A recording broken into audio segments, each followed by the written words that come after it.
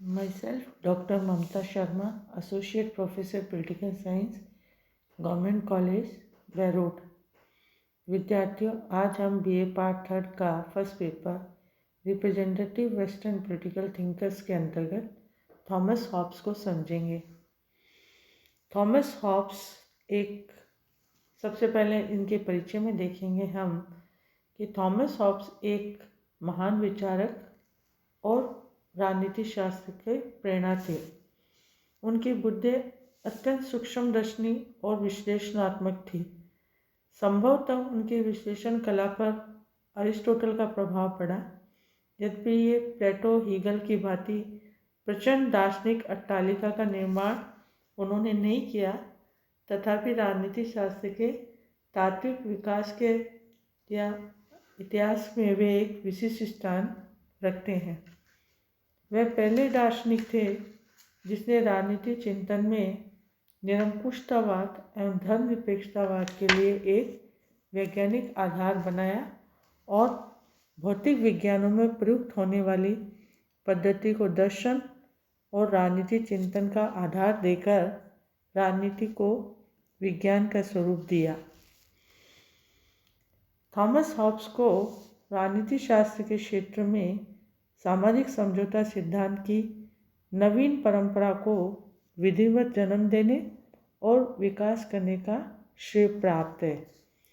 यद्यपि सामाजिक समझौते के विचार वर्णन प्राचीन और मध्ययुगीन विचारकों के द्वारा भी किया गया था, लेकिन इसे एक सिद्धांत की तरह विशुद्ध रूप से सर्वप्रथम प्रतिपादित करने का श्रेय हॉब्स को प्राप्त है। हॉब्स की रचनाओं में हमने De Cive, De Corpore, Leviathan, Elements of Law और डी होमिनो, ये हॉब्स द्वारा बनाई गई रचनाएं हैं। या इन रचनाओं के अंतर्गत डी सिवी में हॉब्स ने संप्रभुता की व्याख्या करते हुए उसकी परिभाषा प्रस्तुत की। डी कॉर्पोरे में हॉब्स ने मानव स्वभाव के विवेचन करते हुए ये स्पष्ट किया कि जनता को संप्रभु शासक का विरोध क्यों नहीं करना चाहिए। लेवियाथन हॉब्स की एक विशालकाय एक ऐसा ग्रंथ है जिनके माध्यम से हॉब्स ने समझौते से उत्पन्न संपूर्ण प्रभुता संपन्न राजशक्ति को स्वरूप प्रतिपादित करना चाहता था और उसने अपनी रचना के मुख्य पृष्ठ पर इसे सब मनुष्य से मिलकर बनने वाले एक विराट पुरुष या महामानव के रूप में इसे चित्रित किया है। तत्पश्चात हम देखेंगे circumstances which influence Hobbes thinking. वो कौन सी परिस्थितियां हैं जिसने कि हॉब्स के चिंतन पर प्रभाव डाला। इसके अंतर्गत हम सबसे पहले नंबर 1 विज्ञान का विकास। पहली परिस्थिति जिसने हॉब्स को सर्वाधिक प्रभावित किया वह थी नवीन वैज्ञानिक आविष्कारों के क्रम का प्रारंभ। ऑक्सफोर्ड में अध्ययन करते हुए उसे मध्ययुगीन दर्शन के प्रति तीव्र घृणा हो गई थी और स्वाभाविक रूप से उनका ध्यान नवीन आविष्कारों की ओर आकृष्ट हुआ। तत्पश्चात सेकेंडली इंग्लैंड का गृह युद्ध। इसके अतिरिक्त दूसरी परिस्थिति थी तत्कालीन इंग्लैंड की आर्थिक अस्थिर राजनीति दशा। उस समय इंग्लैंड में निरंकुश राजतंत्र के समर्थक और विरोधी दोनों प्रकार की विचारधाराओं में तीव्र संघर्ष हो रहा था और इससे इंग्लैंड में अराजकता और अव्यवस्था का वातावरण विद्यमान था। थर्डली यात्राएं और संपर्क। हॉब्स को यूरोपीय यात्राओं तथा विभिन्न संपर्कों ने बहुत अधिक प्रभावित किया। शैक्षणिक भ्रमण के उद्देश्य से हॉब्स ने यूरोपीय महाद्वीप की यात्रा कई बार की और उनकी चिंतन धारा को निर्धारित करने में इन भ्रमणों का बहुत अधिक महत्वपूर्ण स्थान रहा। तत्पश्चात हम देखेंगे मेथड ऑफ सी हॉब्स साइंटिफिक मेटलिज्म। हॉब्स की अध्ययन पद्धति जिसके अंतर्गत हम वैज्ञानिक भौतिकवाद की बात करेंगे। हॉब्स पर अपने समय में होने वाले वैज्ञानिक खोजों का बड़ा प्रभाव था। इस प्रभाव के कारण उसने अपने युग की राजनीतिक समस्याओं के अध्ययन के लिए अपने से पूर्ववर्ती विचारकों की अध्ययन पद्धति से बिल्कुल भिन्न अध्ययन पद्धति का प्रयोग किया। उसने न तो मध्य युग में प्रचलित धार्मिक ग्रंथों पर आधारित प्रमाणवादी पद्धति और न ही बौद्ध जैसे लेखकों द्वारा प्रयुक्त ऐतिहासिक पद्धति का प्रयोग किया। उन्होंने विशुद्ध भौतिकवादी दृष्टिकोण को अपनाया। वास्तव में हॉब्स वैज्ञानिक सिद्धांतों के आधार पर संपूर्ण दर्शन की रचना करना चाहता था और राजनीति दर्शन उनके इस संपूर्ण चिंतन का एक अंग थी और हॉब्स ने इस संपूर्ण चिंतन को ही भौतिकवाद या मेटलिज्म कहा। साइंटिफिक मेटलिज्म क्या है? यह दो पद्धतियों का सम्मिश्रण है।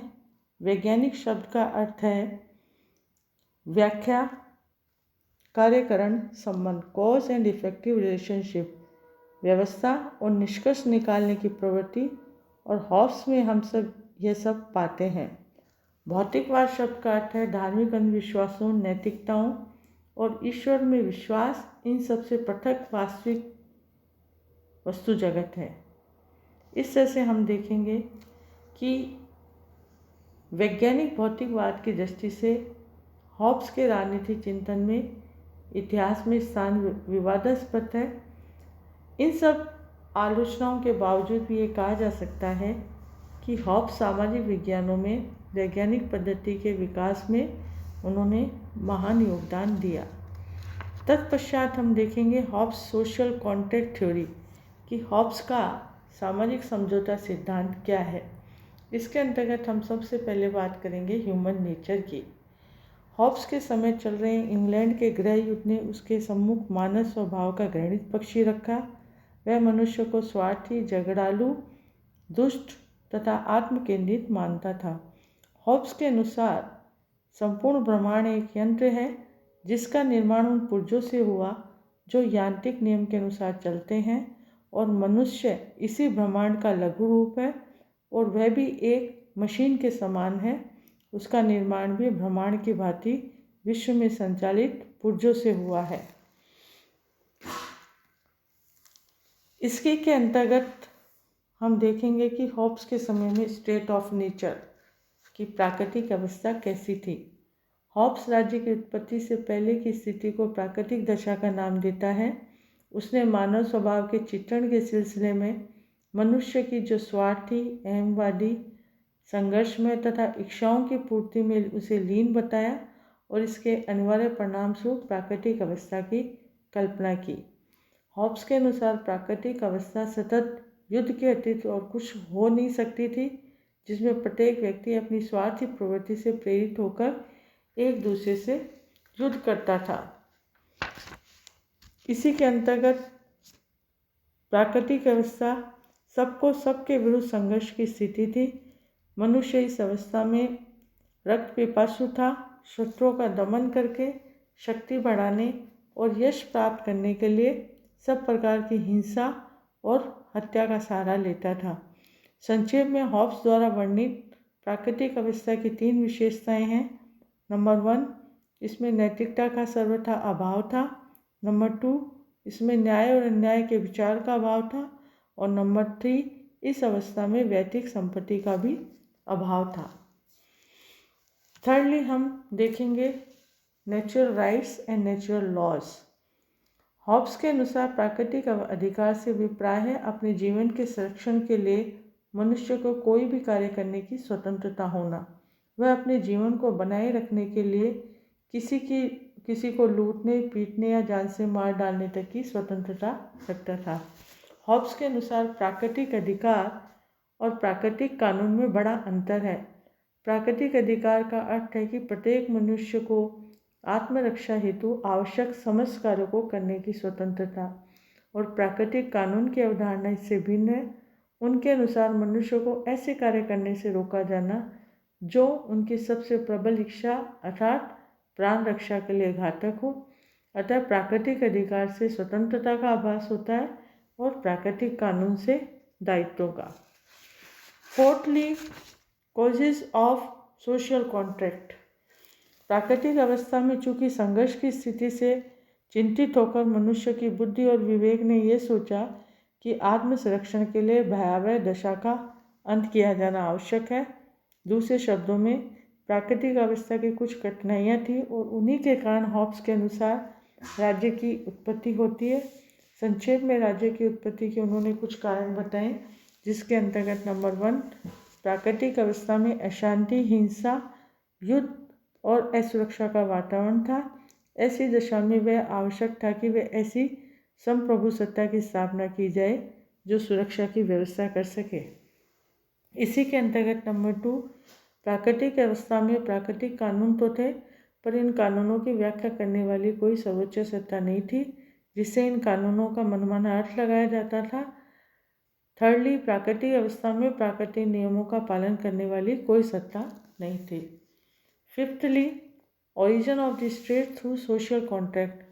चूँकि प्राकृतिक अराजक अवस्था से छुटकारा पाने के उद्देश्य से हॉब्स के अनुसार मनुष्य ने आपस में एक समझौता किया और इस समझौते में करके इस अराजक दशा का अंत किया।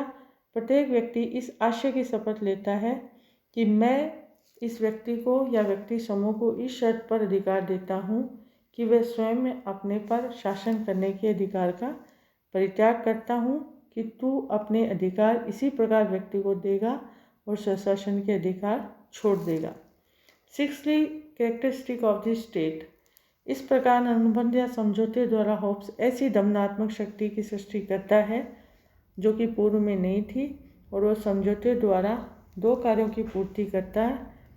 प्रथम, वह एक व्यवस्थित और सभ्य समाज की स्थापना और द्वितीय, वह ऐसे राज्य की स्थापना करना चाहता है जिसमें मनुष्य अपने समस्त प्राकृतिक अधिकारों का परित्याग कर एक निरंकुश प्रभु का निर्माण करते हैं। संक्षेप में, समझौते के बाद समाज एवं राज्य का प्रादुर्भाव हुआ तथा कला, साहित्य, विज्ञान आदि का श्री गणेश हुआ।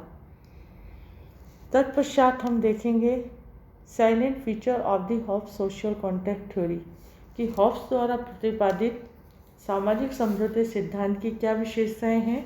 इसके अंतर्गत हम कुछ विशेषताओं को लेंगे। नंबर 1, इनकी पहली विशेषता यह है कि समझौता सामाजिक है, शासकीय नहीं। शासकीय अनुबंध में शासक और शासितों में समझौता होता है, किंतु हॉब्स का समझौता राजा और प्रजा के मध्य नहीं है किंतु विभिन्न व्यक्तियों के बीच हुआ है। सेकेंडली, शासक या संप्रभु सत्ता समझौते में किसी भी पक्ष के रूप में शामिल नहीं है, अतः वह जो कुछ करती है उसके लिए वह किसी के प्रति उत्तरदायी नहीं होता, वह पूर्णतः निरंकुश होती है। इसकी थर्डली, इनकी विशेषता यह है कि जिन उद्देश्यों से अनुबंध की रचना हुई है ये अनुबंध के अंग मान लिए जाते हैं। इसका अर्थ यह है कि जब तक उनकी पूर्ति होती रहेगी तब तक उनका अनुबंध जारी रहेगा। एंड फोर्थली, इसकी विशेषता यह है कि ये मनुष्य के भय पर आधारित है। हिंसा जनित मृत्यु का भय ही मनुष्य को इस अनुबंध को करने के लिए बाध्य करता है। एंड फिफ्थली, इसकी विशेषता यह है कि शासक सर्वोच्च विधायक होता है और उसके आदेश ही नियम अथवा विधि होते हैं। तत्पश्चात हम देखेंगे इन विशेषताओं के होने के बावजूद भी आलोचकों ने हॉब्स के सामाजिक सिद्धांत का कड़ा विरोध किया और उसके अंतर्गत उन्होंने निम्न आधारों पे इसकी आलोचना की, जिसके अंतर्गत नंबर 1, मानव स्वभाव का दोषपूर्ण चित्रण। हॉब्स ने मानव स्वभाव का दोषपूर्ण, एकाकी और निराशावादी दृष्टिकोण प्रस्तुत किया है। वह मनुष्य को घोर स्वार्थी, कपटी और क्रूर बतलाता है, जबकि सहानुभूति, उदारता और दयालुता आदि भी मानवीय गुण उसमें पाए जाते हैं। हॉब्स ने इन्हें सर्वथा भुला दिया है। इस आधार पर इसकी आलोचना हुई है। नंबर 2, प्राकृतिक अवस्था अस्वाभाविक। हॉब्स की प्राकृतिक अवस्था असत्य, अस्वाभाविक और अनैतिहासिक है।